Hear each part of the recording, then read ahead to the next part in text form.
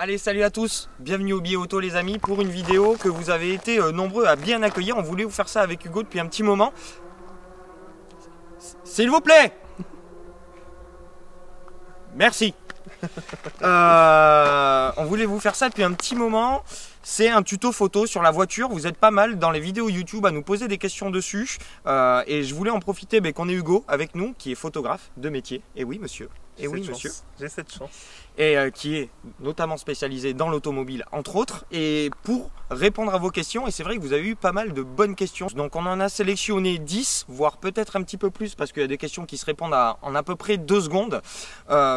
Et on va vous répondre dans cette vidéo et on va illustrer justement les réponses à travers le travail d'Hugo qui aujourd'hui a du nouveau matériel. Ouais, j'ai eu un EOS R, donc c'est le boîtier hybride de Canon avec un 50 mm 1.2 et un 28-70 mm f2. Pour ceux qui ne connaissent rien à la photo, c'est d'objectifs très sympas qui coûtent très cher. Assez haut de gamme. Avec très haut de gamme et avec une très grande ouverture permettent d'avoir beaucoup de bokeh, ce qui s'appelle c'est le flou d'arrière-plan en fait. Exactement, et vous avez été pas mal justement à nous demander, à poser des questions par rapport à ce flou d'arrière-plan là. Donc Canon t'as gentiment mis à disposition ce boîtier avec les 2 objectifs. Très bel objectif. Très très joli d'ailleurs. Et BMW, je devais faire des photos pour eux, j'en profite. On a un X4 M40i qui est juste ici et qui va permettre d'être le modèle de nos photos. Et voilà, et on va se servir aussi de Jalil qui est derrière la caméra. Salut Jalil. et voilà, donc c'est parti, on répond à vos questions, let's go. Dis bonjour Jalil quand même. Salut.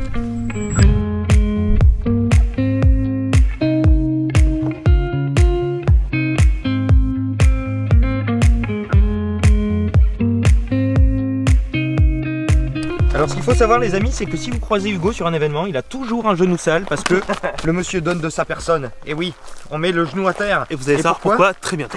Allez, première question les amis, que vous avez été plusieurs à poser. Qu'est-ce qui est le plus important pour commencer? Pour commencer Hugo? Le plus important c'est le cadrage, la règle des tiers c'est le truc le plus important. C'est très simple, vous prenez votre image, vous la divisez en 9 parts égales, 2 lignes verticales, 2 lignes horizontales. Et il faut que votre sujet soit sur l'un des croisements de ces lignes. Allez, maintenant tu vas nous illustrer ça. Très simplement, on va prendre la voiture. Donc j'ai un 50 mm, il faut que je me recule un tout petit peu. Je shoot, hop. Et voilà, là, on est bon.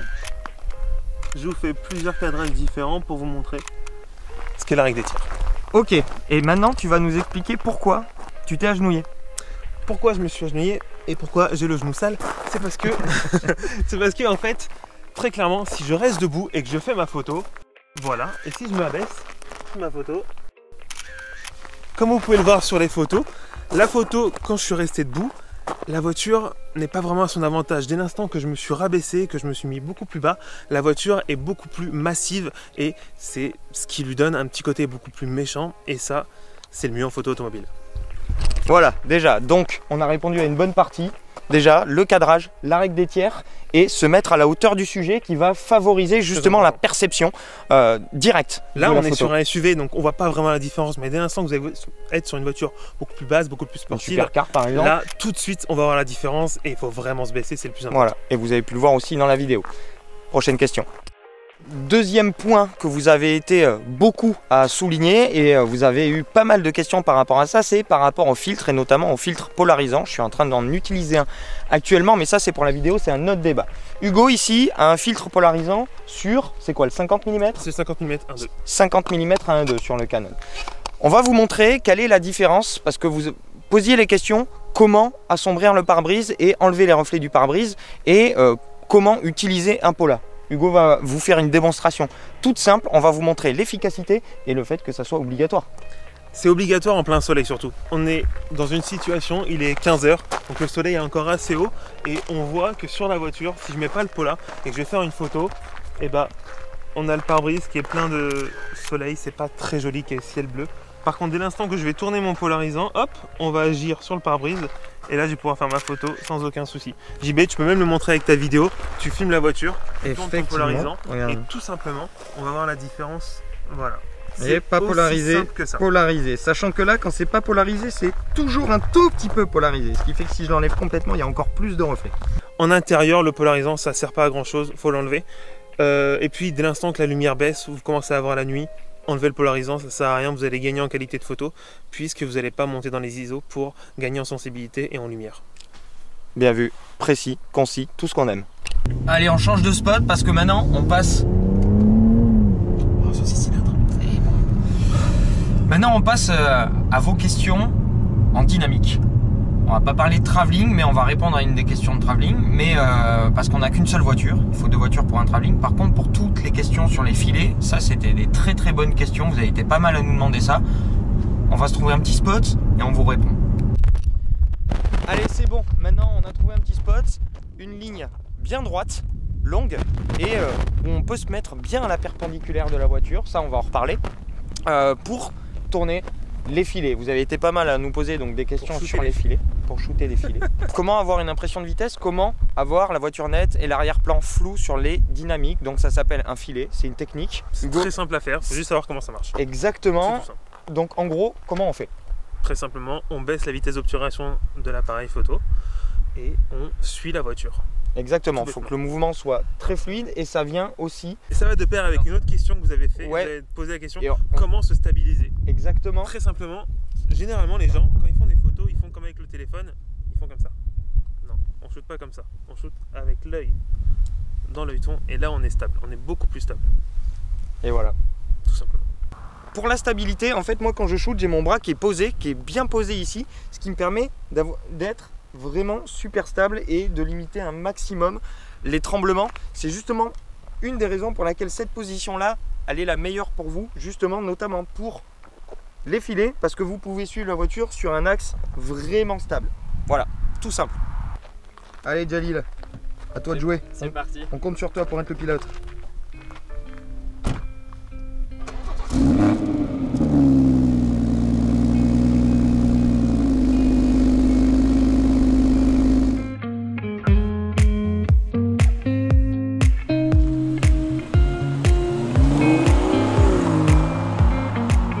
Quand vous faites défiler, choisissez bien des longues lignes droites avec un endroit où vous pouvez faire demi-tour en sécurité de chaque côté. Très important parce que quand on fait ce type d'image là, que ce soit en photo ou en vidéo, toujours privilégier la sécurité les amis.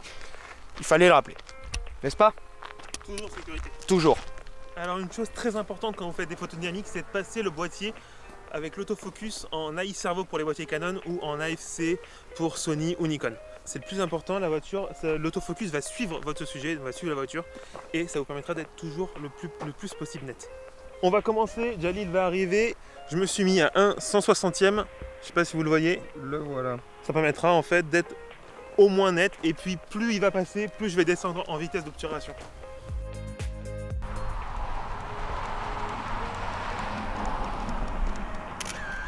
Alors, Eh bah, on est pas mal, on a quelque chose de plutôt net. Donc, une fois que Jalil repassera, je vais descendre à environ 1 centième, parce que là j'étais vraiment très large. Tout dépend en fait de la vitesse de votre sujet. Si la voiture va vite, préférez quand même une vitesse d'obturation assez rapide. Et plus vous vous sentez confortable, plus vous baissez cette vitesse d'obturation pour obtenir encore plus d'effet de vitesse. voilà. Plus la voiture va vite, plus la vitesse sera rapide. Plus la voiture va lentement, plus la vitesse sera lente. Un petit...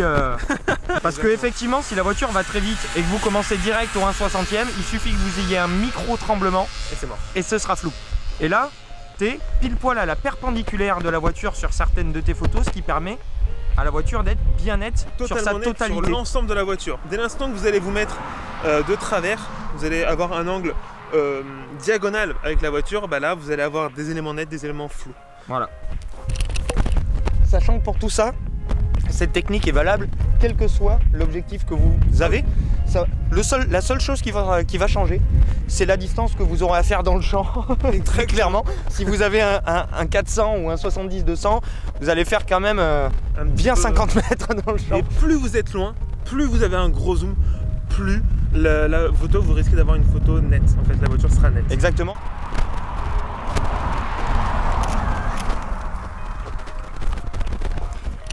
Et là, je ne sais pas si vous avez vu, technique, pour les filets, Hugo a suivi la voiture très longtemps avant d'appuyer sur le déclencheur, histoire de s'assurer que son mouvement soit bien fluide et qu'il suive bien la voiture avant de déclencher les photos.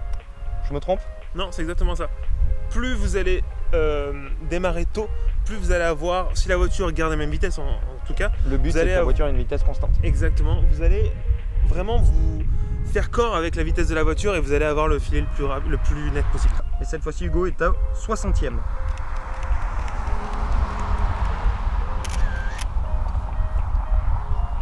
Et voilà, C'est bien net. on est net, on est bon. net. Alors la diagonale, comme on parlait tout à l'heure. Bah, pour les petits curieux, on va faire un exemple en photo.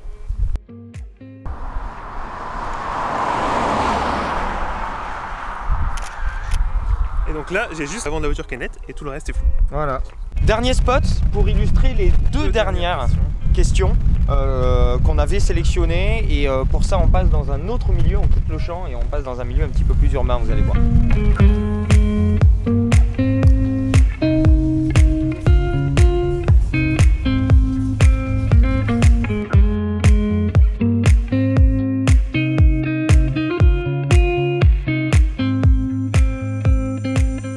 Donc, comme vous l'avez vu, dernier spot, on a changé de spot, on a tombé le pull parce qu'il fait un poil chaud quand même là. Avant-dernière question, Ouais. Le milieu urbain. urbain. Voilà, on a eu une question, comment on peut shooter une caisse en milieu urbain. Le mieux, c'est de se servir aussi des éléments, etc. Exactement. Et puis Hugo va vous donner aussi 2-3 autres trucs. Truc très simple, moi j'adore dans les milieux urbains les parkings, surtout les parkings découverts comme celui-ci, Avec une terrasse. Et donc là, comme vous pouvez le voir ici, c'est un de mes spots préférés. Et on est vraiment au milieu de la ville, il y a des bâtiments partout, c'est hyper joli. On peut se servir aussi des lignes sur lesquelles on est garé pour donner un peu de structure, un peu de géométrie à la photo. Des flèches au sol aussi. Des flèches au sol aussi, vraiment essayer de jouer avec le mobilier urbain et par rapport au bâtiment, essayer d'avoir une voiture qui correspond, qui contraste bien aussi. Exactement. Ça peut le faire. Un mur, un poteau. Jouer avec les mobilier urbain, ça c'est le meilleur truc. Et surtout, le milieu urbain c'est compliqué pour se poser. C'est pour ça que les parkings, moi je préfère ça. Si on est tranquille, on peut se poser sans souci, on n'est pas embêté par les gens, on n'embête pas les gens surtout. Exactement. Donc, vraiment c'est top. Ça c'est important. Et voilà, c'est un peu comme dans la vidéo, par exemple quand je vous fais un muret ou un poteau qui dévoile la voiture.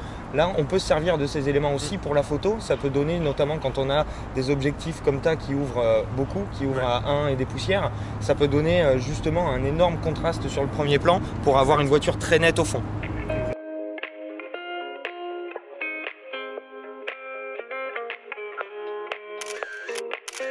Par exemple, la ligne, on va savoir la ligne qui est en bas. Et n'hésitez pas à tourner quand vous n'avez pas d'idée, à tourner autour de la voiture, à regarder le paysage, ça va vous donner des idées d'angles. Et n'hésitez pas à tenter des angles, tentez des trucs, c'est assez important, tentez des trucs. Que ça le fasse ou pas, mais au moins vous l'avez tenté.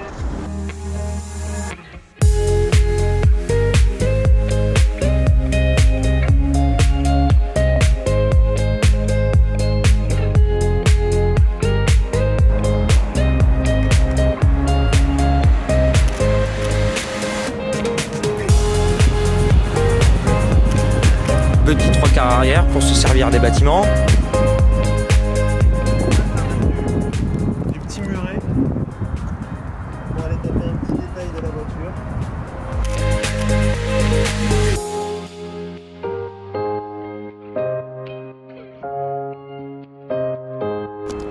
Et voilà, la voiture est placée à un nouveau spot encore, vous le voyez. Pour la dernière question, et c'est vrai que c'est une très très bonne question parce qu'aujourd'hui tout le monde n'a pas des boîtiers à disposition, mais tout le monde a un téléphone et vous avez été pas mal à nous demander comment on prend des photos avec le téléphone, comment on peut faire, est-ce qu'il y a des astuces, etc. Les photos avec le téléphone, globalement, c'est plutôt la même chose qu'avec un boîtier en termes d'angle, surtout que les téléphones travaillent en mode auto, donc il n'y a pas forcément de trucs et astuces, à part si vous utilisez certains modes portrait pour des détails. Voilà. Mais il y a une petite astuce assez importante. Vous enlevez votre fil Pola de votre appareil photo. Enfin, il faut déjà avoir un fil Pola sur son appareil photo, mais exactement. Depuis que vous regardez la vidéo, vous avez un filtre Pola ou une sur paire votre de appareil lunettes photo, de soleil polarisées. Ouais, exactement. Et donc vous prenez et vous le mettez devant l'objectif de l'appareil du téléphone et hop, bah votre téléphone d'appareil photo devient un filtre, devient polarisé et vous pouvez faire des photos beaucoup plus propres. Sachant que, les amis, Hugo pour ceux qui ne le savent pas encore, a un compte Instagram qui est spécialisé dans les photos iPhone. Il vous montre un petit peu sur ce compte Insta ce que peut donner de la photo avec un téléphone portable, quelle que soit la marque. C'est ça. Toi, tu travailles avec un iPhone 10. Exactement. Voilà, donc je vous mets juste ici, vous allez pouvoir le voir. C'est Little Sensor. Exactement, le nom le du petit compte capteur. Instagram, voilà, petit capteur. Et voilà. Et Hugo, il va nous montrer ce qu'on peut faire déjà juste en cash maintenant avec un téléphone portable et on va vous superposer les photos pour que vous puissiez voir. Et comme tout à l'heure, on sert du mobilier urbain, des traits sur le sol. Là, on a une flèche. On a la voiture, la flèche monte la voiture. C'est très simple, c'est très ludique. Et hop, on peut faire une photo très sympathique. Pas avoir peur d'utiliser le zoom, hein. C'est pas très grave, on peut l'utiliser. Et voilà, tout simplement. Tout simplement. On sert du polar, on le fait tourner pour enlever les reflets qu'on veut pas. Et on arrive à avoir des super trucs. Là, c'est vraiment top. Donc voilà, quelques petits trucs, quelques petites astuces avec les téléphones. Les téléphones aussi, n'hésitez pas à vous servir de toutes les petites techniques qu'il y a sur la photo boîtier.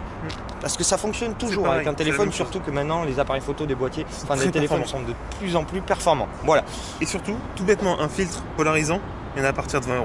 voilà. C'est pas cher. C'est pas cher et ça fait beaucoup de différence sur certaines photos, dans certaines Ça expositions. contraste plus, le ciel est beaucoup plus coloré et Exactement. on enlève les reflets. Voilà. Tout est bon.